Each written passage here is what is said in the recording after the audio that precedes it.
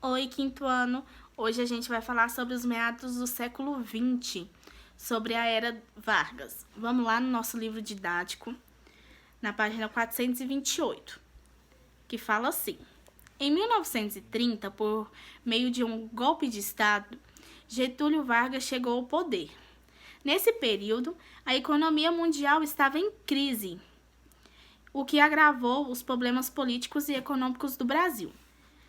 A ascensão de Vargas ao poder foi resultado de uma disputa política, de acordo com a política do café com leite. Nas eleições de 1930, o presidente Washington Luiz deveria apoiar um candidato mineiro à presidência da República. No entanto, ele apoiou o candidato paulista Júlio Prestes, provocando o descontentamento dos políticos mineiros, que se aliaram ao candidato da oposição, gaúcho Getúlio Vargas. Como esperado, Júlio Prestes ganhou a disputa presidencial.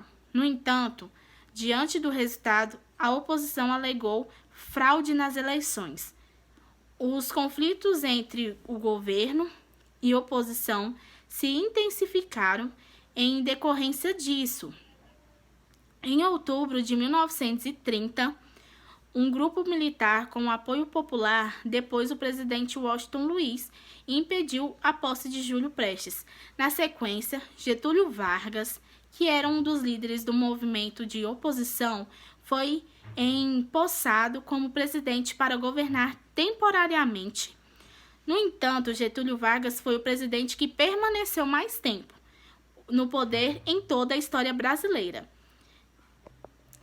Então, a Era Vargas, o que foi? Foi um período de 15 anos, da história brasileira, que se estendeu de 1930 até 1945, e no qual o Getúlio Vargas era o presidente do país.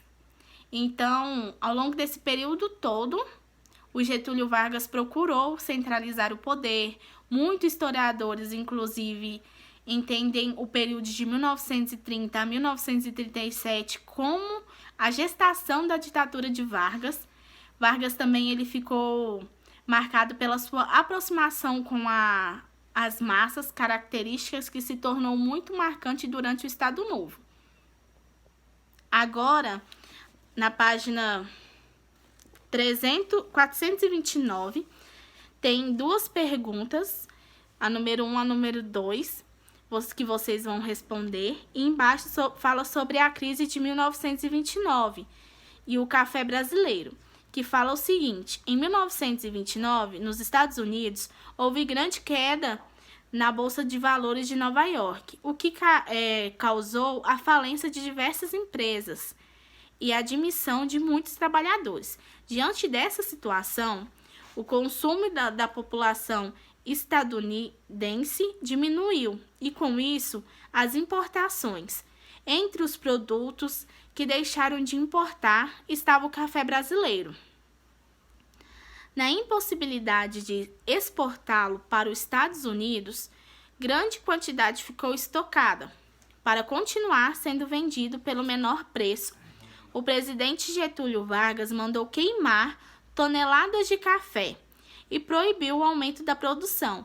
O objetivo dessa medida era minimizar os prejuízos econômicos. Então, aqui está falando um pouco sobre a crise do café brasileiro. E o que vocês vão fazer? Vocês vão grifar para mim as partes importantes e responder essas duas perguntinhas, como a gente faz em sala de aula, ok?